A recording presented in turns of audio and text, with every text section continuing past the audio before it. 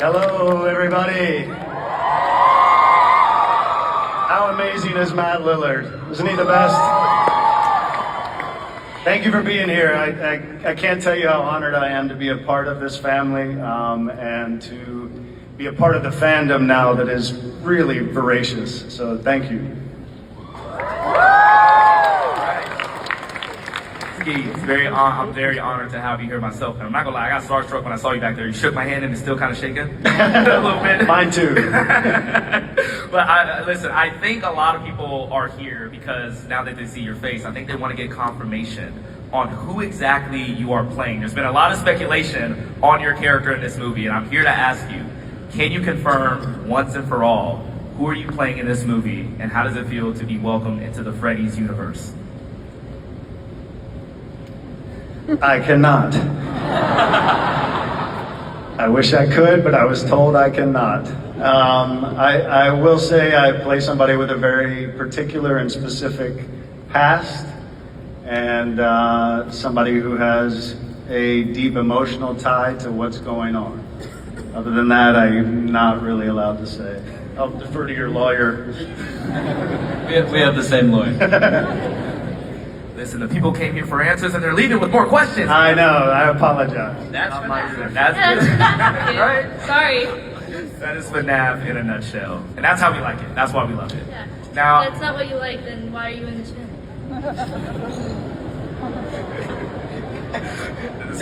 so I'm sure that people are losing their minds already because we're having a Scream reunion, like in the franchise. Wow. And I'm gonna talk to you a little bit about that in a second, but can you talk to me about like your friendship with Matthew Lillard? Like, do you guys still keep in touch? And like, how does it feel to now be a part of two iconic horror franchises? We have kept in touch over the years. Initially, in the first, 10, 15 years after Scream, we were headed in different directions. I didn't really get to see him that much.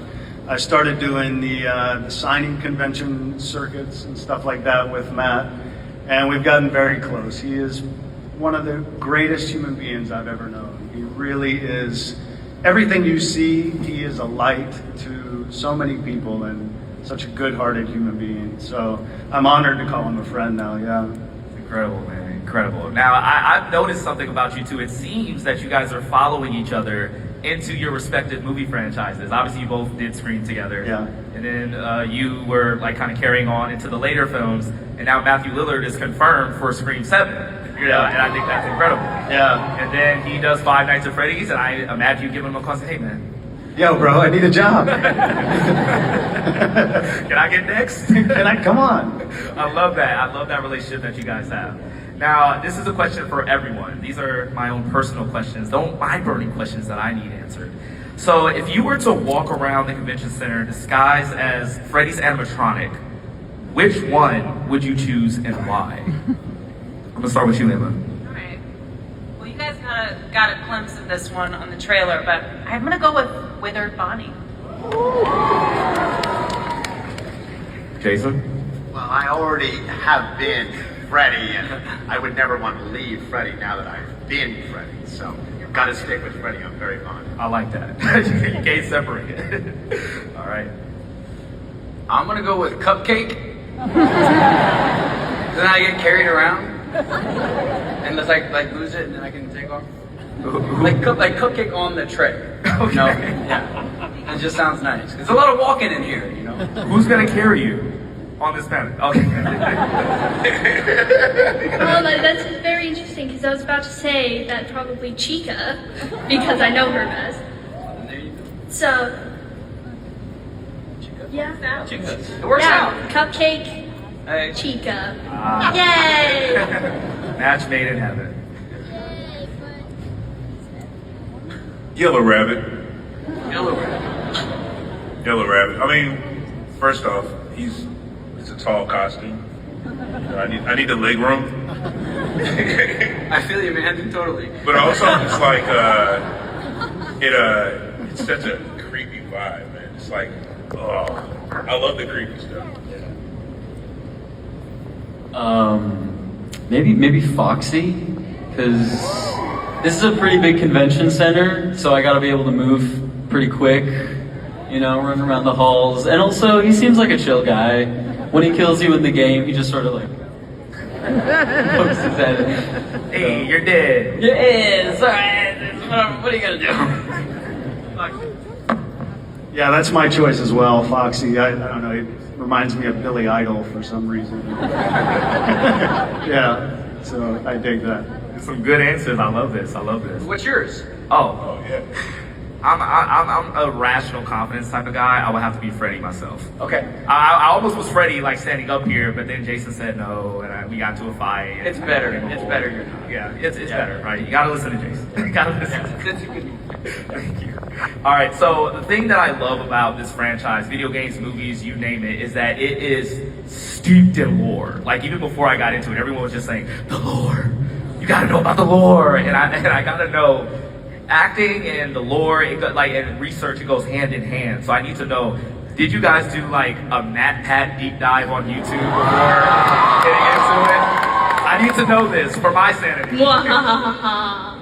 Yes, I have. I didn't really know what Five Nights at Freddy's was when I got the audition for the first one, and I was like, this is a horror game. The horror game with the scary bear. And then I flipped the page, and it was the horror game with the scary bear. And then I had watched MatPat before I had become a FNAF fan, so I was like, okay, I wonder if MatPat has any videos on this. Yeah, there's like about 100. So that was fun. I also have a couple theories of my own. I've lost myself in the lore, and I cannot find my way out. Some people here might be able to identify and understand that feeling, getting lost in the lore. Maybe. Some people here might understand that. Maybe not. Okay, a couple. It's so funny because when Piper and I, every time we hang out, like outside of shooting, I get like a 2 to 3 hour breakdown of like the lore and breaking down this character and their backstory and how they came from here. And now that actually is this, but then the fans, I'm just like, Like you're in it deep. She's the best resource for me to have on set. You know, I don't know much about the lore, is the truth. I am existing as Mike and experiencing it. And I do glean some things from Piper's insight. And if I ever need something answered, I just, like, hey Piper, what's up with the spring truck? What's that? Run that back by me? Yeah? Okay, great, thanks, got it. Let's roll. And that's kind of my process. So Piper, I'm gonna put this on you. Sit him down in front of the nearest computer and have him watch at least 100 hours of MatPat. Okay, will do. Yeah, I got the time. You got the time? Yeah. You got the time? You can make it happen? Yeah, do it. All right, excellent. All right, so obviously, you know, you have animatronics on set. Horror sets just inherently freak me out. And I just want to know, was there a moment on set where you guys got genuinely freaked out when the animatronics were there? I loved all of it. It was amazing. I think sometimes I was the one terrifying people. Yeah, you can get scary sometimes. Josh, we were walking around set. I think this was on movie 1, maybe it's 2. Walking around on the stage in New Orleans where we were shooting, and the lights got turned out. Oh yeah. And we were just by ourselves. The crew wasn't on set or anything. I don't think we'd started shooting yet. And all of a sudden we turned around and there were cardboard cutouts of the animatronics, not even the real animatronics, and they spooked us so bad. It was a jump scare moment. It's a good jump scare. Yeah. IRL jump scare. Those are IRL. great. Yeah, it was fun. I can imagine you as the director being like, I didn't okay this. Yeah. What's happening here? I'm like, Oh, what did we get ourselves into? Now that I think about it, I think there was a moment where I was like walking and I did not see, there was like an animatronic split on the floor and I was like walking and then my set teacher was like, hey Piper, and I was like, yeah, and then I saw it on the floor. Hi! One of my favorite things is like when you're walking around on set and obviously we have puppeteers inside these insane costumes and they're very heavy, very complex, and you have other puppeteers with remote controls controlling expressions and stuff. I love when they like take their heads off and there's like eating sun chips. Yeah. That's when I'm like chill with them, like, oh hey, what's up? Yeah, cool. Yeah, it's really funny when they have like their torso and their head off and they're just wearing like the animatronic pants. Yeah. Cool pants, man. Cool pants! Yeah! See, I always thought like when you was to take one of their heads off, it would kind of look like a Furby after you took the fur off. And have you guys ever seen that, like a Furby with like the fur off? Furby It's endoskeleton. the most terrifying Yeah. thing you ever see in your life, and that's what I kind of imagine like off of that. Now, I want to talk about like the shooting process a little bit. Like I'm pretty sure you guys spent a lot of night shoots doing this film. I think what I'm trying to ask is, did you guys shoot 500 nights of Five Nights at Freddy's?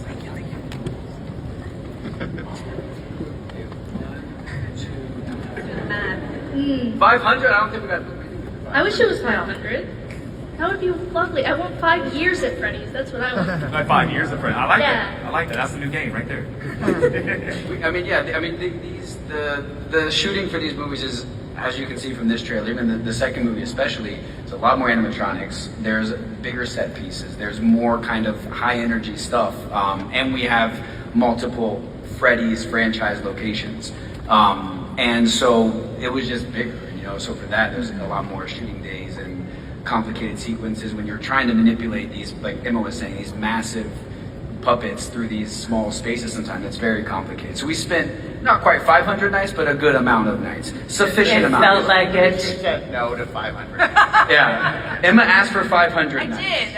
The budget didn't come in very Producer good. shot that If we down. both wanted 500 nights, it was sad.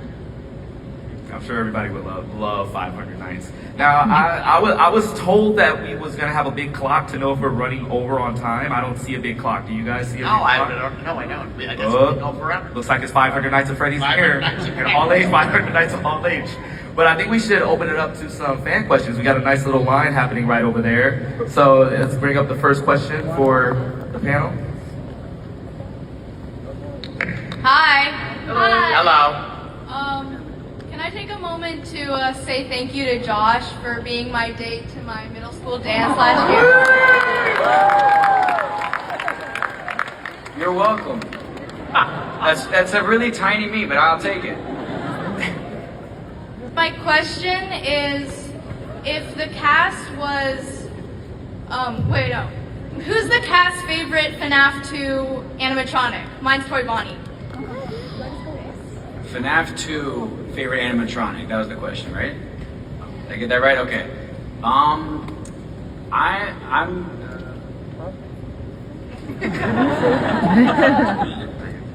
NDAs, people, NDAs. Let me just consult with my team for one quick second, please. Hold on, we're negotiating. Don't worry, I got you. Yeah, you can say that. Oh, God. Scott is flinching. It's like, oh God, what's he gonna say? They know. Just Freddy. No. Mangle. Mangle is so cool. What Jim Henson's puppeteering team and the creators and designers inside of that world brought to life with Mangle is like, I don't know. It's just it's such another level of puppeteering and complicated everything. It's just so cool to see that brought to life.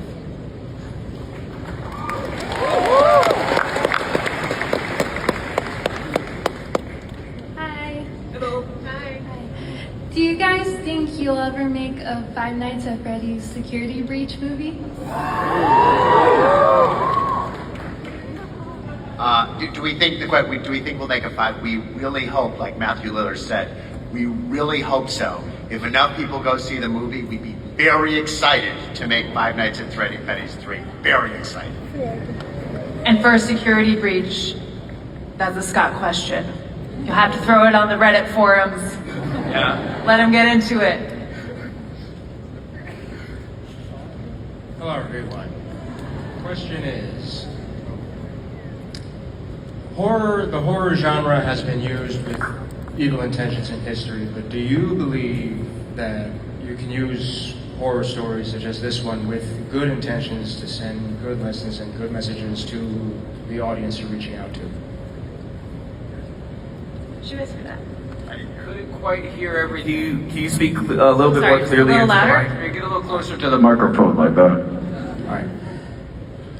The horror genre has been used with evil intentions in the past from filmmakers, but do you believe that you can use horror stories, such as this one, with good intentions to send good lessons and messages to the audience you're entertaining? That's a great question. So there's a lot of dark lore in FNAF, as you all know, and it's for kids. So this is a complicated thing, I thought, initially, when Jason first called me and told me about the potential for this movie. And I think, as Piper can really attest to, it's something that kids have found really nuanced and embraced, and part of, I remember scary things as I was a kid. Actually, Henson made a lot of them, and that was a part of my childhood and into my adulthood. This is all to say, I saw how the fans were responding to that and wanted more, and thought, okay, there's some heart to this. It's not just the scares. And on top of that, we were building these characters, Mike and Abby in particular, and there was so much heart to that story. So I think it's like finding the layers of humanity within the horror genre, or any genre really, that creates the balance, if you will. What do you guys think? I mean, I think so, as long as you don't follow the William Afton route. Yeah, Yeah. William Afton is not someone to emulate. If nobody got that yet, don't be like William Afton. Yeah, Unless that's the message. Anybody missed that? Yeah. That's the moral of the film. Yeah, don't be like William Afton. No, but I think, it always like genre films across the board, whether it's horror, sci-fi, fantasy, things like that. It's such a great space to explore different themes of like heroism, of family, of standing up for what you believe in. And I think that it's an amazing way to immerse people into a world and bring them in really closely. And then throughout that, they kind of learn through osmosis some nice themes. It's also horror, and on the flip side, a lot of horror are cautionary tales of things not to do and reasons not to do them. But we love a villain. I see Abby playing with animatronics and running off into abandoned buildings, and it makes me wonder, maybe I should get one of those child leashes for the kid. That's the moral of the story for me as a parent. I think we have time for one more question. Step up to the mic. And we still don't have a big clock, so let us know if we're going over, because we can yap all day. Hi. My question is for anybody who would like to answer, but especially Josh and Ski. My question is, what animatronic would you be most afraid of if you were in the game?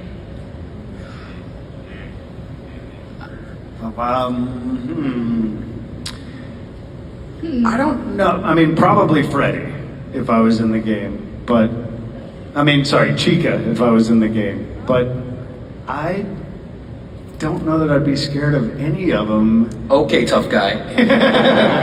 Honestly, Thank It's hard to be scared of anything when you're Ghostface, I'm just saying. well, Right. they're my friends. Probably like Springtrap from FNAF 3, because it's William Afton. He killed all those children. Because I don't see myself being scared of the other ones, just because I know, like, oh, these are ghost children. They died. Fair. That's what I was gonna say. Cupcake kind of would freak me out. I'll come at you fast. Yeah. I'm not, hands on what they used to be. Is everybody answered? Cool. We're gonna yap up here until they literally drag me off of the stage, because I got some personal. Wait, but we got 15 minutes. We're over 15 minutes? No, we have 15 minutes. We got 15 minutes, so we can just keep yapping, and I love this. So I have a question for Emma.